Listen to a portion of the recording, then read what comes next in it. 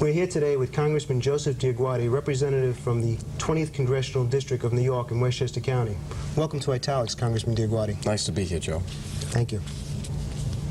I understand that you began your career as a certified public accountant with the firm of Arthur Anderson & Company, and that you spent 22 years with that firm before you decided and made the transition from CPA to congressman.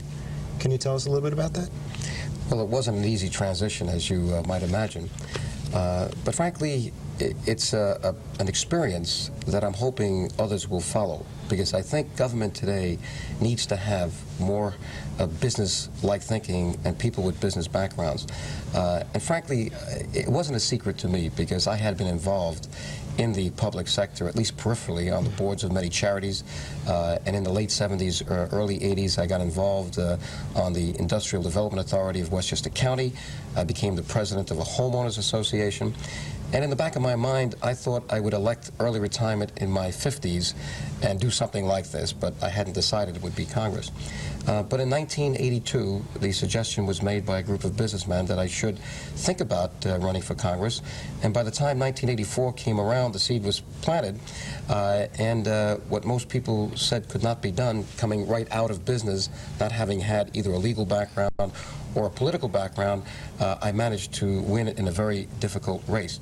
So you might say that when you get involved in charitable, civic, cultural, and those kinds of activities, you're really at the threshold of public service, because it is public service in a way. And what I'm doing now as a congressman is a natural extension of what I did in the community and what I did as a professional, because I'm trying to deal with the budget problems of the country today as one of the few CPAs ever elected to Congress. Thank you. You're an Italian-American. Can you tell us how your Italian-American heritage influenced your values? Well, you know, my father came from Italy in 1929 as a very poor boy from Naples. They were having a depression in Italy at the time, and I guess Dad didn't realize that when he came here, we were having a depression here. So he couldn't get a job for a couple of years. He was 15. You talk about the story of America. It's not just my story. You can multiply this, I guess, millions of times by many ethnic groups, certainly Italian Americans, because that's the experience I was raised with in the Bronx here before we moved to Westchester County in 1957. But Dad had to work for everything he has. He didn't have an education. He only went to the 4th grade. He couldn't speak the language. And obviously, when you come with that point of view, you feel good about yourself when you accomplish something. He worked very hard, and by the time I was born in 1940, he had a grocery store in what is now called the South Bronx, Tremont Avenue and Crotona Avenue. I went to St. Martin of Tours here in the Bronx, and then Fordham Prep. I used to have to go to the store after school. I did my studying on pear boxes and apple boxes in the back of the store in between delivering orders. So you might say I was raised with a European experience. But the one thing that sticks with me, or the thing that sticks with me, are the values that I received from that kind of conditioning. And you know, we're all a product of our conditioning. And this could be said of many other Italian Americans, I'm sure, but I can only speak from my experience. We were raised, and I'm raising my family now. I have a young son, John, who's 14, and a girl, Kara, that's 17, to believe in God. We go to church every Sunday. We love our families, and we love the concept of the extended family. We bring the older people in. To us, that's important. And friends become part of our extended family. We like to work. That's the work ethic. You know, Italians, I always said, I don't meet many lazy Italians. Everybody wants to get a job, get something done. And that's good for America, because we want to make people self-sufficient, and we want to have the mentality that we're helping people help themselves. I think we're shoveling money at too many things in society. And finally, I feel that the fact of the values in terms of the work ethic leads to something else called fiscal responsibility. I remember my dad telling me on Sundays, he just died last year, that he was saving his Social Security money and his interest on his bank books. He wouldn't invest in anything else.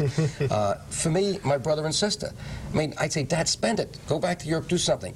He was kidding around, but he meant it. He wanted to give us a bank book, not a mortgage. Look what this country is doing today. We're now up to $2.4 trillion in national debt. What a mortgage to the future.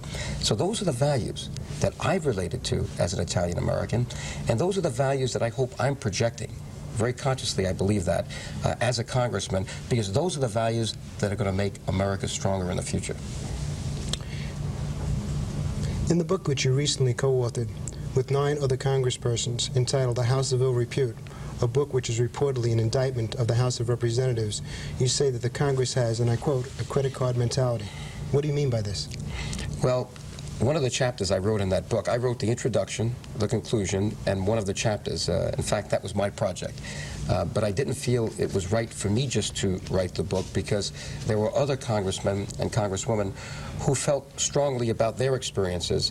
And since my experience was mainly financial from my professional background and what I'm doing in Congress now on the Banking Committee and Government Operations Committee, I thought it would be appropriate for me to use one of the chapters to unbundle the fiscal irresponsibility, the lack of public accountability that I've witnessed since I have been in Washington in 3 and now 4 years.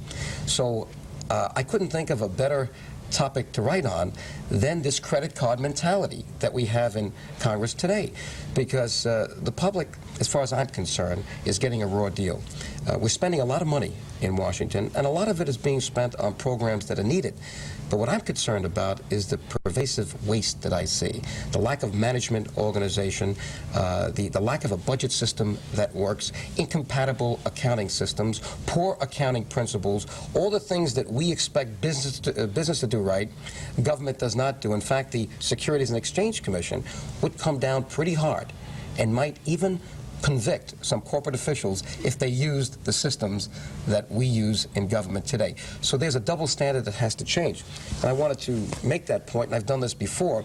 Many people don't realize that we use a plastic card in Congress to vote. At the end of each row of seats, there's a computer terminal. We put this in, you press yes for a yes vote, and a green light goes up by your name. 435 names go up in lights. You press no, a red light goes up by your name. Present, quorum, call, it's orange. Well, frankly, this looks like a credit card. But, Joe, it is a credit card. Why?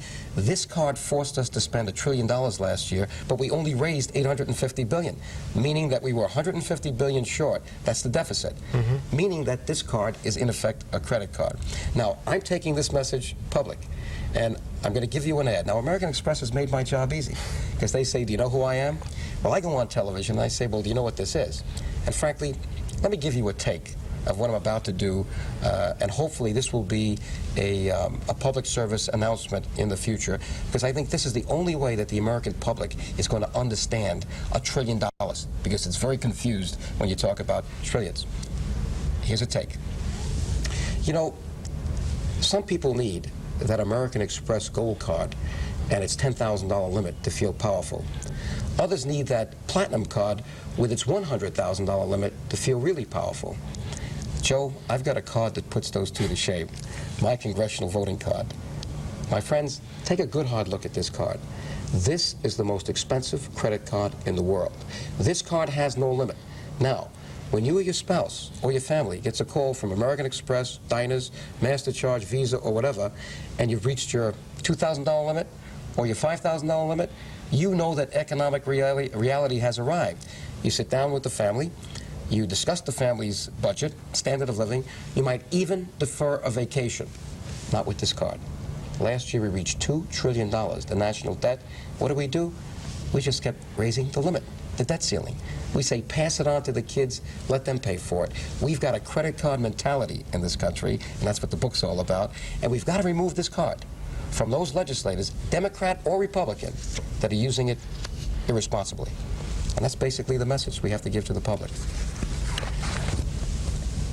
In 1987, you introduced legislation in Congress entitled the Federal Financial Management Act.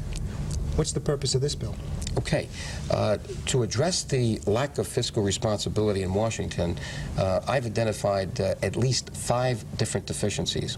One of the major deficiencies that I see is a very complicated organizational approach when it comes to managing $1 trillion a year, and that's what we spent last year. When I say financial management, I'm not talking about just shoveling the cash back and forth on the ledgers. I'm talking about employing procedures, employing techniques so that we know that we're giving the public $1's worth of goods and services for $1's worth of taxes. That's what I call accountability. Well, when you look at the Secretary of Treasury, all he's interested in is collecting the money with the IRS and then giving the money to Congress when we keep putting that card in. It's called appropriations. He writes the checks. He's not really interested in financial management. He's just interested in cash flow, just like your family checkbook. But that doesn't tell you what your financial condition is. And it doesn't tell you whether you're spending your money in the right way. It doesn't give you qualitative information. It just gives you raw quantitative information. That's what's wrong with our budget system. You go to the OMB director, Office of Management and Budget. You know, Joe, it's all B. I don't see any M. It's all budget. It's a budget-driven agency. I don't see them having the time nor the inclination to get into financial management. No business can survive without good financial management. You get down to also the Comptroller General of the United States of America, a beautiful person, appointed for 15 years, has to be apolitical because he transcends, or she would transcend, all these administrations. But I know Chuck. He's a former partner of mine, Chuck Boucher, from Arthur Anderson. He says, Joe, I can't be the chief financial officer and deal with financial management. I'm the auditor. If I promulgate the systems, I'm no longer independent.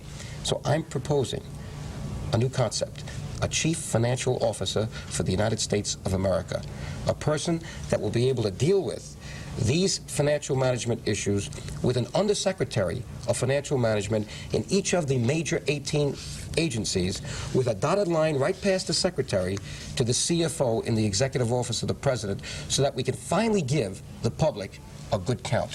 Finally give the public accountability, which I defined as a dollar's worth of goods and services for a dollar's worth of taxes. What's the role of the Federal Financial Management Council? Okay, that's an extension of the Chief Financial Officer. It's really a vehicle for the Chief Financial Officer to sit down with the 18 assistant secretaries or undersecretaries so that they coordinate. We have not coordinated, believe it or not, the financial approach to what's going on. So what they would do on a monthly basis or a periodic basis is meet as a council to compare what is being done in the various agencies. And let me give you an example.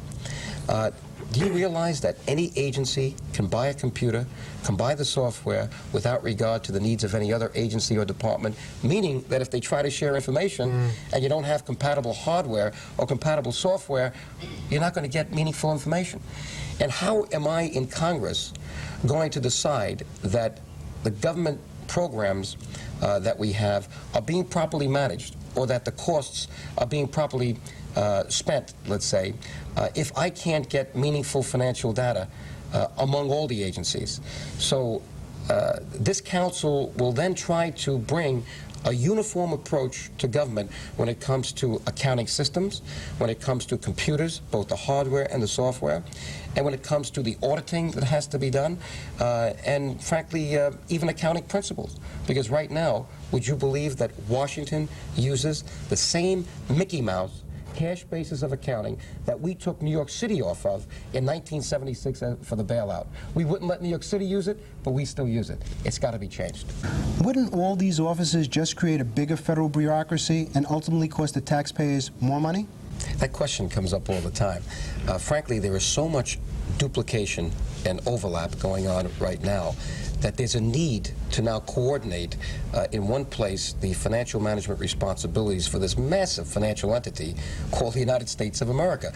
We literally spent last year $1 trillion, but guess what, Joe? That's what was on the books. You can't believe what we're spending that's off the books. The guarantees, the contingencies, the accounts payable, the accrued pensions that are nowhere to be found because of that Mickey Mouse cash basis system I'm telling you about. If we were to use the right system, it's called generally accepted accounting principles. It's imposed on any public corporation. You might find out, and these are estimates I've gotten from certified public accountants like my former firm, and I think they should know, that the national debt is not $2.4 trillion. Hold on to your seat. It's $6 trillion as of now. Because when you see that $2.4 trillion, all that is the cash we spent. It doesn't tell you what we owe in Social Security for those people that have to retire that already paid in. because we've used that cash already. We are playing the biggest shell game in the world right now, and that's why I had to write the book, A House of Ill Repute. Not because I feel that Congress is a bad place. It's a beautiful place. I'm honored to be there. But it hurts me to see the public so cynical about Congress when they see the shell game going on and money being spent, many people just doing it because they want to get reelected every 2 years. And I felt I had to shock the American public into becoming more involved. Because in reading that book, you can't imagine the mail that I get. And when mail comes in, that's what gets congressional staffs thinking about change, and that's what gets congressmen and congresswomen thinking about change. So it was important, in my mind, to make a house of ill repute into a place of public respect, because I believe that's what it is. And in the public's mind, we've got to now make it into a place of public respect. Understand that the Grace Commission declared, and I quote, a war on waste after uncovering in the government an estimated $424 billion of mismanagement, and that several recommendations were made by the Commission to rectify the situation. Can you tell us what some of those recommendations were, and if they will be implemented? Well, I think the Grace Commission did a very good job in analyzing waste in government, mismanagement, inefficiency. I think the case has been made, though, that Peter Grace may have gone too far, because what he did, besides pointing out waste, was he got into policy areas. And when you do that, and you're facing off with elected officials, powerful committee chairmen in Congress, you got to be very tactful. And some have told me that Peter Grace was not that tactful. And therefore, you have this beautiful analysis nowhere to be found right now in the legislative process. It's on a shelf someplace gathering dust. A group of young congressmen and women very much were so concerned about this that they got together. I was one of them, and we formed the Grace Caucus, Democrats and Republicans, to try to review what Peter Grace did with the commission and find that 100 billion of the 424 you mentioned, because he said that you could implement 424 billion over 3 years. But when you look at the real waste, my gut reaction was there was about 100 billion that could be implemented almost immediately. And I said, rather than wringing our hands about what Peter did or did not do, why don't we find that common sense, logical, easily implemented 100 billion and go for it? So the caucus got together, analyzed the Grace Commission. I was the chairman of a task force. There were 13 task forces called the Federal Budget and Financial Management Task Force. And by the way, that's where the idea for the chief financial officer came from. And we analyzed it and made recommendations. Very few of those recommendations have been implemented so far, because the Grace Caucus is now a hostage to partisan politics. The Democrats are saying, that's President Reagan's commission, let him embrace it. And it's not going anywhere. So one of the things that I'm trying to do with the House of Ill Repute, with my credit card, with the bill for a chief financial officer, is raise the public awareness levels that we have a lot to do, so that they will write their congressman and say, whatever happened to the Grace Commission? Why don't we implement some of these ideas? Well, you certainly have a job ahead of you, I'm sure, but under your capable hands, we'll probably be very successful. Thank you. I want to thank you very much for sharing your views today with us here on Italics.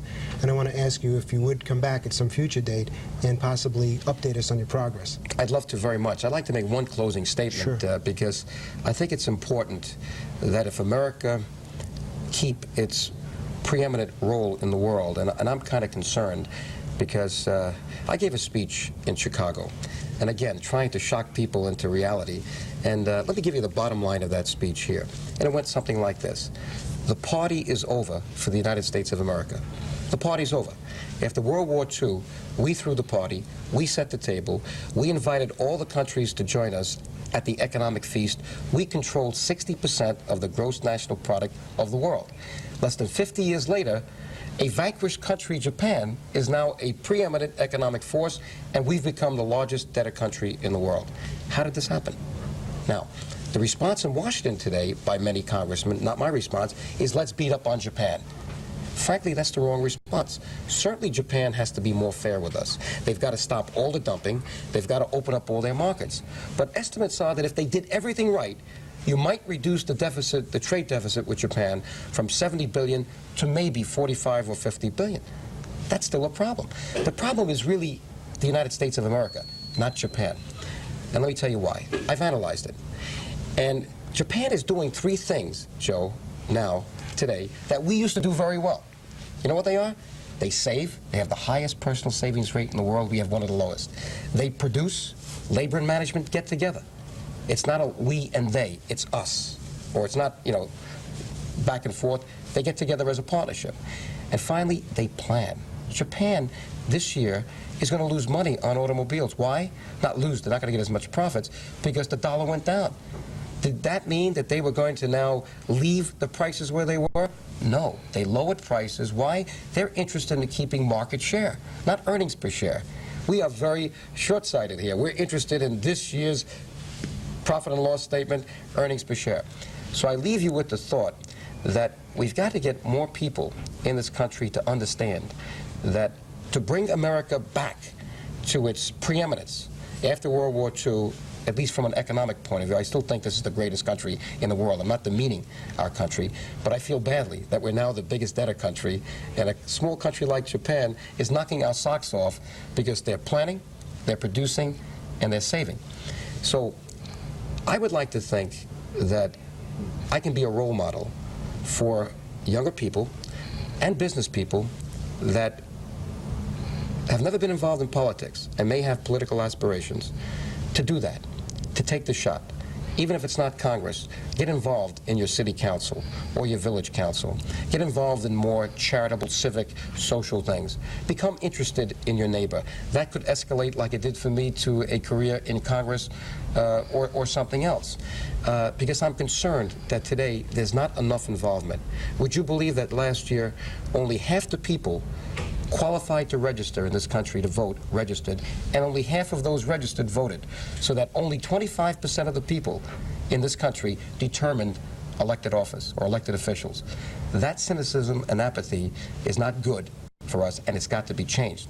So I would hope that people who feel like I do, that change is needed, become a constituency for change by getting involved. And I just thought I would leave you with that message that we need more people to get involved in so many ways so that we compete with Japan and win, not stay here wringing our hands about what we could have done. Thank you very much. We appreciate your comments, and we look forward to hearing from you again. Appreciate it. Nice to be here, Joe.